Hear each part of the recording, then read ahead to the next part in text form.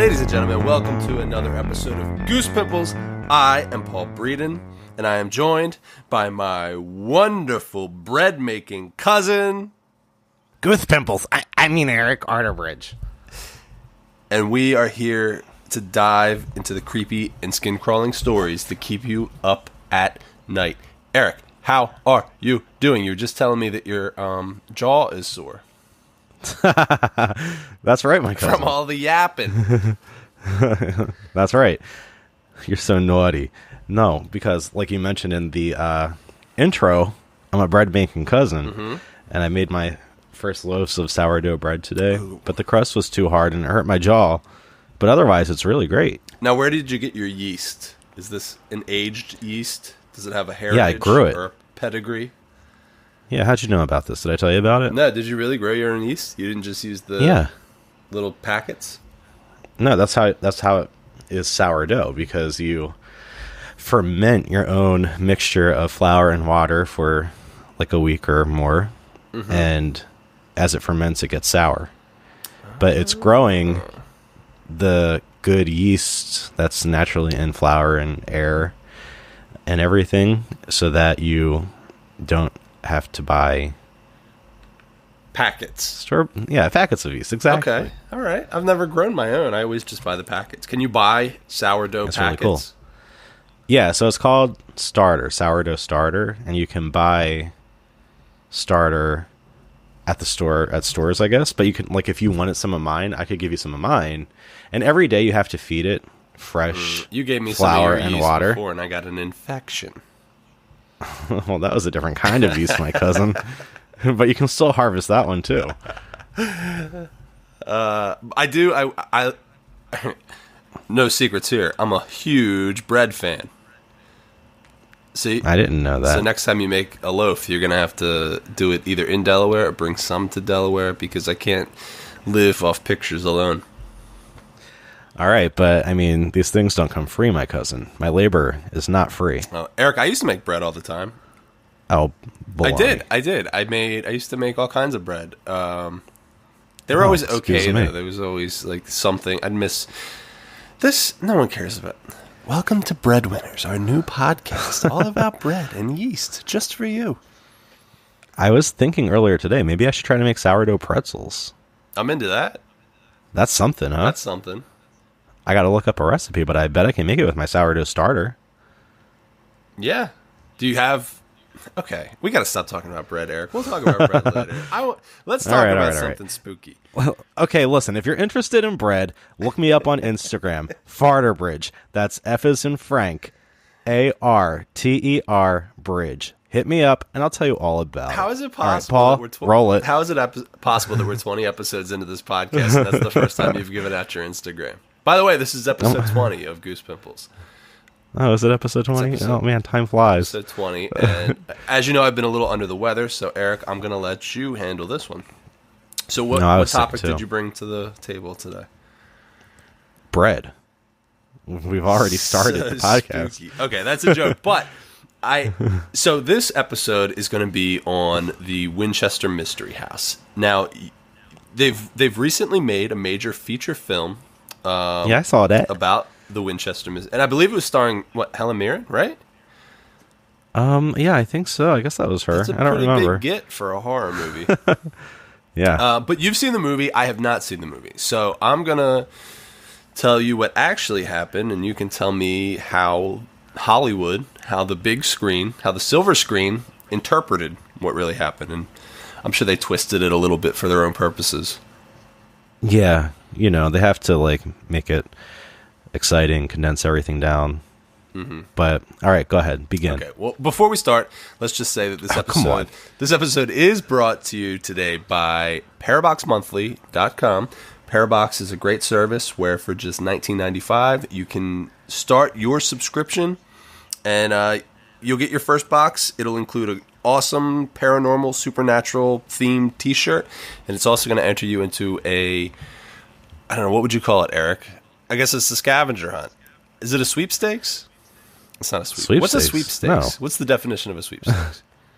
Like a contest. Okay. A contest of, like, chance. Yeah, this isn't that. This, you're going to have to work your ass off for. But if you can get to the end of the scavenger hunt, you can enter in to win more free stuff. That's paraboxmonthly.com, and you can use promo code Pimples at checkout and get 10% off your first box. Also, this is going to be, I think, the last month for a while. We might bring it back, but for a while, anyway, your last chance to get the Thurston sticker. So... if you missed out on the Thurston sticker... no. Yeah, get your stickers. Get your stickers. And get in there quick, because you have to subscribe by the 1st of March, which is in 2 days, because we're putting this out a day late. It's going to be in 2 days, so get your subscription in there so you can get your Thurston stickers. Yeah, because, Thurston's the best boy. You got to have a Thurston sticker. Okay, Eric, let's talk about... the Winchester Mystery House. And what we're really going to be talking about when we talk about the Westchester, the Winchester Mystery House, is a woman who they used to call the Belle of New Haven, a woman by the name of Sarah Lockwood Pardee, who eventually became Sarah Winchester. Oh, okay. Okay, so Sarah married a man by the name of William Wirt Winchester in 1862. Damn, she old. And William Wirt was the son of Oliver Winchester, who happened to be the owner of the Winchester Repeating Arms Company. Do you know what that means? Do you know what the Winchester Repeating Arms Company is, Eric? Why is it repeating? Okay, so have you heard the phrase, the gun that won the West? I don't know. Does it have to do with Annie Oakley? Well, Annie Oakley used a Winchester rifle. So the Winchester... Oh, did she? Yeah, the Winchester rifle, it was a rifle that basically changed everything. They call it the gun that won the West because, if you're... It's how they got rid of all the Indians, basically. No, that's sad. Because it made it so that their weaponry was almost no match for the weaponry that the settlers had and the people that were, moving westward on the westward expanse. So a repeating rifle, the thing that the Winchesters were the first ones to do right, basically had a little slot that your fingers would go through, and it made it so you could fire a shot, cock the lever forward, pull it back, and you were ready to shoot another shot. Before this was invented, rifles were single shot, so you'd have to shoot, reload, pull a bunch of levers. I don't know a lot about guns, but this made it basically so you could shoot a bullet every 3 seconds, I believe, and that's why it's called a repeating rifle. So this company made a lot of money. As you said, Annie Oakley used a Winchester repeating rifle. Oh, wow. Wild Bill Hickok, he used a repeating rifle. And basically any of the famous like Wild West guys, they were using Winchester repeating rifles. So they must have made a lot of money. They made a lot of money, and we'll get to that. But let's get back to Sarah Winchester and William Winchester. Okay. They had a daughter. All right. One daughter by the name of Annie Pardee Winchester. And she became Annie Oakley? No, actually, tragically, she died after just a few short weeks of being alive. She had a malnutrition disease called marasmus. Have you heard of marasmus? No, I don't think so. So basically, I know Rasputin. What marasmus is it's a disease where your body just doesn't take any of the nutrients from food you eat. So no matter what you eat, you're not nourishing yourself. And that's sadly how she passed away. She only lived a couple weeks. Oh, that's horrible. And Sarah never really got over this death. It stuck with her. And to make things worse, in 1881, her husband, William, passed away from tuberculosis. Damn. Yeah, she had a rough couple of years. Yeah, she's not having good luck. But with this death of her husband, Sarah inherited the Winchester fortune, which at the time was around $20 million. That today would be about $500 million. Wow. Yeah, so she inherited $500 million along with, all William's stock in the Winchester Repeating Arms Company, so there was continuous income. What was it? His company or like a family company? It was his father's company, but he was his father's only okay. son, so he kind of inherited the whole shebang. Oh, wow. Yes. So she's doing all right. Everybody's dead, but at least she has money. Yeah, and that's all you need in life. Money buys happiness. Yeah. That is true. But it didn't for her. She was very sad, and she was also a very spiritual person. She believed in, the afterlife and ghosts and spirits and psychics. And after her husband and daughter passed away, she actually sought out a man by the name of Adam Coons. Was this in the movie? Who's that? Wait, uh-oh, pause is sicky. I know, I'm sorry. So Adam Coons was... he's the doctor? Well, he was a psychic. And Sarah went to Adam, and Adam informed Sarah that he was receiving a message from her late husband from beyond the grave. I don't remember a psychic being in the movie, so I don't think he was in there, but okay. I have a terrible memory, so who knows? He played a pretty big part in what actually happened. So the message that Adam Coons had that he claimed was from Sarah's husband was that her husband wanted to warn her that the Winchester family was cursed. Apparently, they were being haunted by all of the spirits of all of the people that had ever been killed by a Winchester rifle. Oh, okay, yeah, that sounds familiar. And you can imagine that was quite that's a lot of people. A lot of people were killed by Winchester rifles. Oh, yeah. So Adam tells Sarah that what she needs to do is she needs to build a place for these spirits to reside. That's the only way to kind of quell the curse and keep things good to go between her and the spirit world. He told Sarah that if construction on the house ever stopped, that she would meet the same fate as her daughter and her husband. So, in 1886, Sarah purchased an 8-room farmhouse that stood on 161 acres of land in San Jose, California. And construction began. So, in the movie, now don't give any spoilers away, but in the movie, was the house already built, or did it kind of show how the house was built and how it became what it was? Okay, spoiler alert. The house is already built. Okay. It was she was already living there. It was haunted. Okay. And there were already all kinds of additions and things on the house. Okay. All right. Well, then this all happened before the movie. Yeah, I don't think they told us the backstory about the psychic and all that. Okay. Yeah. Okay, so one of the things about the Winchester house, and you know this from the movie, is the way that it was constructed. This house was, a maze, a labyrinth would be a good way to describe it. It's huge. And it is not the standard layout that you'd expect for a house, right? It's very confusing. There are stairwells that lead to nothing. There are doors that when you open them just have brick walls behind them.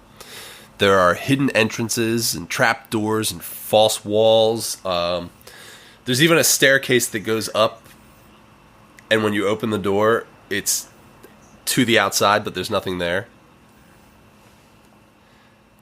Yeah, that's freaky. Yeah, there's a lot of odd construction choices, you might say. Yeah, and that was very clear in the movie. Yeah. So in all, it's believed there are about 160 rooms in the house, but this number isn't exact because it's believed that not all the rooms have been counted. Still? Yeah, that's what they say, and this also, that comes from the California tourism website. So I don't know if they just threw that in there to kind of stir up some interest. Yeah, some excitement about the house, but yeah, probably. Yeah, I don't know. Who knows? Maybe they haven't counted them all. Maybe there's some that we still haven't found. Well, we're gonna have to go there and figure it out. We should go there. Yeah. And then I can get an In-N-Out burger. Oh, and I can get Del Taco. I miss Del Taco. I know you do. You talk about it so much. I literally have dreams about it all the time. Well, that's a little weird. It must be good, though. I trust your judgment. Thank you. Okay, let's get back to the house. Okay. So of the 160 rooms, there's one room that was the most important room to Sarah, and that was her seance room. It was It was also known as the Blue Room, and it was located somewhere in the center of the house, and it was actually believed to be the reason that the construction was so unusual in the house. Well, what do you mean by that? So Sarah didn't want the ghost to follow her to the seance room. She wanted to contact her husband, and so she wanted to contact her husband, and then there was a spiritual caretaker that she talked to named Clyde, and these were the people that were feeding her instructions on what to build next in the house. So she didn't want any other spirits to get into the seance room and disturb these communications. So what she would do is she would take different routes to the seance room every time she went in an attempt to lose any pesky spirits that might be following.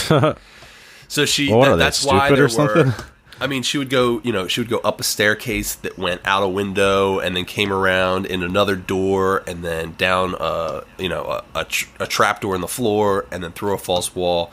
Like that's why there were all these crazy things, because she thought that she would be able to lose the spirits if she took these crazy routes to her seance room. Yeah. Well, in the movie, spoiler alert, I guess this was in the seance room, I don't know, but she would actually have like visions, I guess, of what the rooms, like she would see rooms that she was supposed to build in her house in order to appease spirits. Yeah. Well, they got it, because that's why she had the seances. And it was like the room, I guess, that they died in, or something that had to do with how they died. And I don't know about that. She would lock the spirits in the room with 13 nails. Oh, okay. So the rooms would have something to do with the way that the spirits who were haunting her died? Yeah. Okay. I guess that makes sense. I mean, yeah. So, like, a new spirit, I guess, would show up at the house, and she would have, like, some kind of vision that would show her what kind of room she needed to build next. And then I think the whole premise was like she needed the spirits to feel her sympathy and to know that she was sorry, so that they could move on. That was the idea. Yeah, that's the idea behind the whole thing, is that she's trying to... Well, and apparently this wasn't just like a self-preservation thing. Like, she wasn't just doing this for her own good. Apparently there was a lot of guilt that she felt over the many, many lives that were taken due to her late husband's company. Yeah, understandably. So the way the seances would work is she would take her crazy path to the seance room, and then she would hold the seance from 12 a.m. until 2 a.m. every night. So at 12 a.m., a bell would ring, and this would signal the arrival of the spirits. Like I said, she claimed to take instructions primarily from her husband and from a spirit caretaker named Clyde. And then at 2 a.m., bells would ring again. Is the caretaker a person or a spirit? No, a spirit. Clyde. Yeah. So at 2 a.m., bells would ring again, and this will signal the departure of the spirits from the seance room. Then the next morning, she would get up and she would meet with her foreman, a man by the name of John Hanson, and give him instructions for what he and his crew needed to do next. And as I said before, I mean, we explained how the house was built. These demands were not easy demands, and most of the time they made no sense. She would order rooms to be built, additions to be added to the home. Sometimes she'd tell the crew to stop what they've been doing for the last month tear it all down and redo it and build something different in its place. She'd have the crew knock down existing rooms to build new ones. Well, if you're the person working on the house, that's job security right there. You're good. Well, here's the thing. So people stuck around. Like, these construction guys, they just did what she said. I mean, they never complained. They just did it because, like you said, it was job security. And by all accounts, Sarah was very sweet and treated them very well. In fact, she paid double what the going rate was for construction workers at the time. At the time, the going rate was $1.50 a day, and she would pay $3 a day. $1.50 a day, damn. I know, it's different times, but she would pay $3 a day to everybody, and it was constant. The work never, like, you could get a job with Sarah, and you never had to worry about where your next job was going to come from, because construction went on 24 hours a day, 7 days a week, including holidays, including weekends. It never stopped. That's crazy. Yeah, so, the guys loved it. They basically lived at the house. They constantly had work, and the pay was great. Hey, it works for me. Yeah, right. And like I said, she was a sweet lady. She was very private. She didn't like her business to be out there. But apparently, when she moved to the California area, a number of charities started receiving very large anonymous donations. And it's said that she would often invite local neighborhood kids in for ice cream on hot days. So, she sounds like a sweetheart. She was constantly in Victoria mourning. So anytime you saw her, she was in black clothes, black veil. So people were kind of creeped out by her. But by all accounts, she was wonderful. Yeah, she sounds really sweet. So, so what happened next? The construction, 7 days a week, 24 hours a day, for years and years and years and years. Eric, it turned the Winchester house into a bit of a spectacle. I mean, it's special to say the least. So, it's estimated that the Winchester Mystery House has over 2,000 doors in the home, 10,000 windows, 47 fireplaces, 47 staircases, 52 skylights, 6 kitchens, 3 elevators, 2 basements, 2 separate basements, and 13 bathrooms. And in the entire house, Eric, there was one shower. One shower? One shower. Did they have showers back then? Well, that's the thing. Showers at this time were considered to be like a huge luxury. And the reason that there was a shower in the home is because, unfortunately, Sarah had terrible arthritis in her later years. Uh-oh. So she needed the shower to wash herself. And actually, if you see the shower, it's actually like a weird plumbing system where instead of there being one shower head that just spits water down onto you, there are these H-shaped pipes on the front wall and the back wall of the shower. So your entire body is being sprayed at once instead of it just running down your head. It's pretty cool. Nice. Sarah was also obsessed with the number 13, and the number 13 pops up a lot throughout the house. In fact, the 13th bathroom that was built also has 13 windows and 13 steps you have to go up to get into it.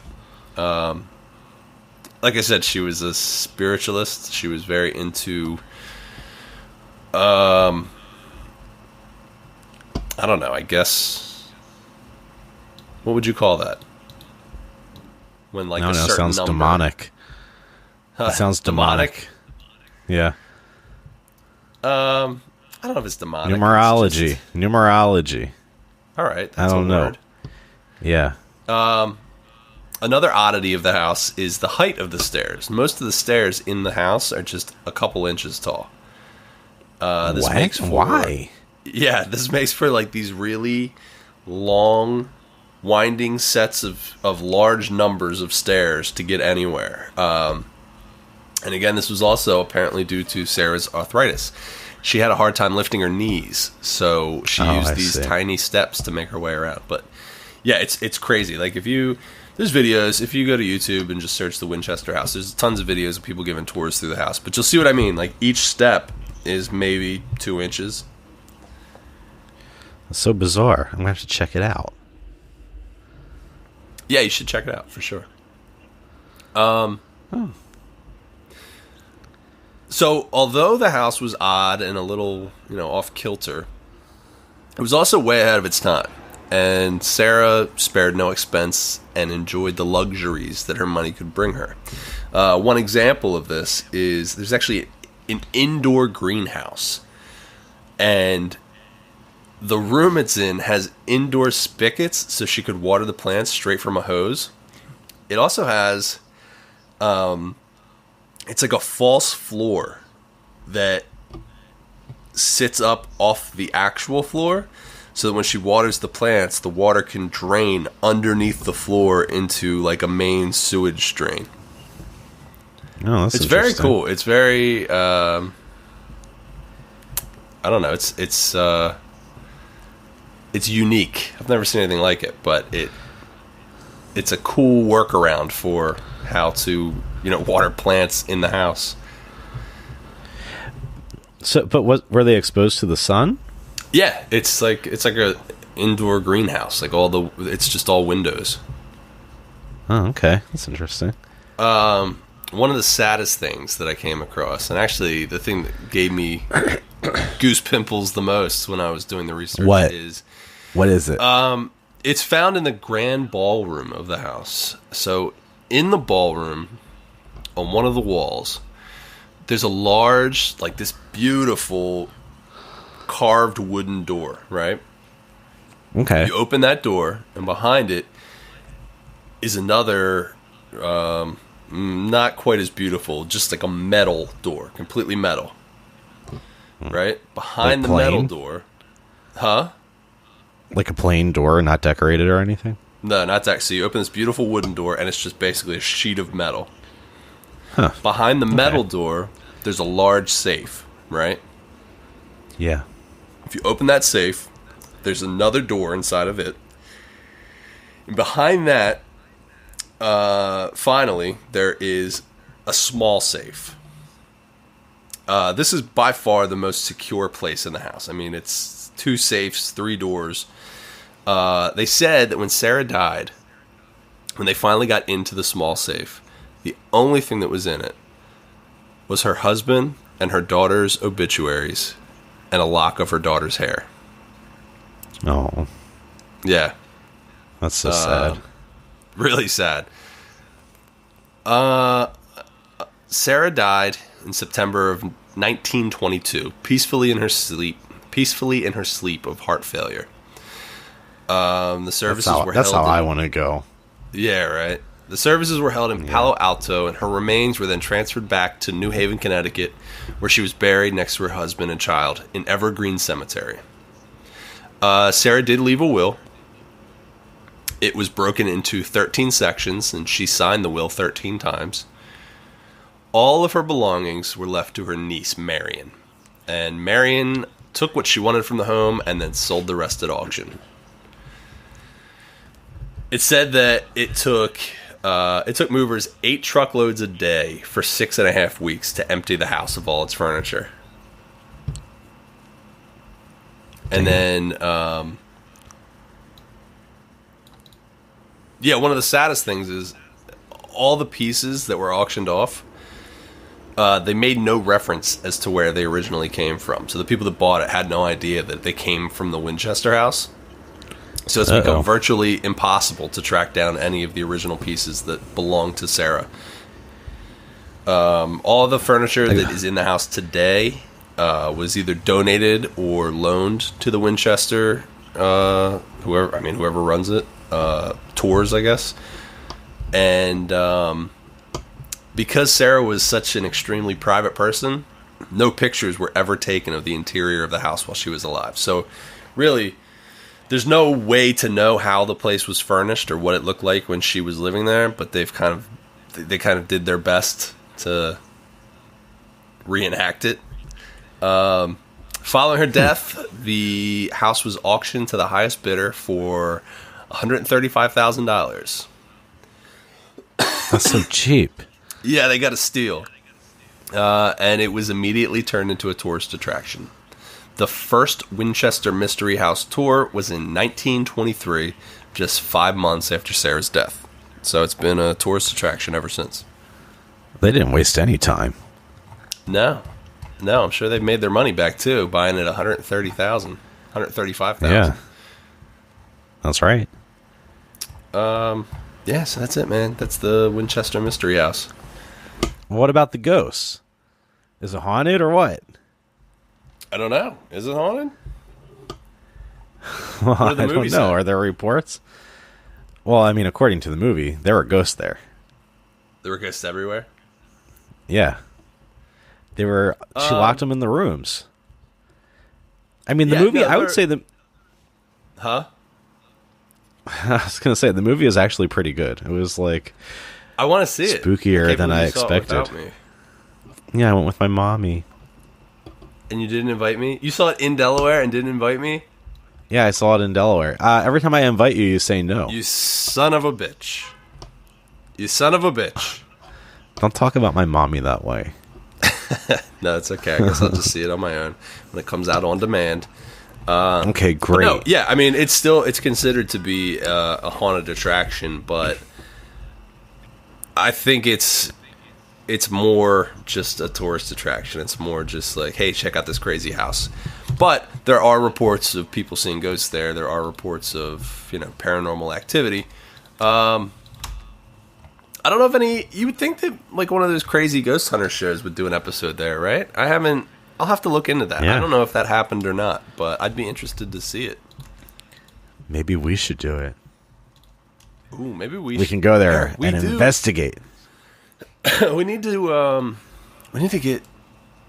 go to some haunted places. We should, and film it.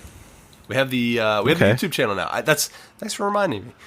So if I don't know how you guys listen to Goose Pimples, but we wanted to try to make it as convenient as possible and get it to all kinds of platforms. So Goose Pimples is now available on Spotify. So if you have Spotify, you can listen to it on the go. I mean, you don't have to get a podcast app or anything. It's also available on YouTube. If you go to Goose Pimples Podcast on YouTube, all of our episodes will be there. Unfortunately, because of the way that our hosting site uploaded them, they're all kind of out of order for right now. But from this point forward, they'll be uploaded in order. It's just that the first 19 they're kind of wackadoo. It's always something with you, Paul. Yeah, but they're up there. So YouTube and Spotify. We're also on iTunes and the Google Play Store, the usual places. So, that's good. Well, we're pretty much, we're everywhere. There's no excuse not to listen anymore. Yeah, you should be listening. So, that's right. If the Winchester Mystery House gave you Goose Pimples, we want you to do us a favor and just share our podcast with a friend. Let somebody know. It helps us out. It helps them out. And everybody's happy. Right? I'm happy. Yeah. I'm happy. You're always happy, Eric. Fat and happy, as they say. You can also contact us at goosepimplespodcast@gmail.com, and you can follow us on Instagram. That's the best way to see what's going on with Goose Pimples. Eric, I have nothing else. Do you have anything? That's it. That's it. One more time, make sure to check out our sponsor, paraboxmonthly.com. Get your Thurston stickers. Get your awesome paranormal t-shirts. Eric, I got mine. Did I talk about the one I got last month? Last month's t-shirt was fucking awesome. It was a Black Eyed Children t-shirt. Did you get that one? Nice. Who, me? Yeah. No, you don't send them to me. You don't send them to me. I don't send them to anybody. What are you talking about? You got to go to... You got to order... Yeah, you got to order it for me on the company card. All right. I'll get you next month, maybe. We'll see. All right, yeah, come on. Put me on the company. I need a new computer, too. Okay, I'll put it on the card. Great, thank you. All right, thank you. And thank you guys for listening. And we'll see you next time. Thank you, bye-bye. Bye.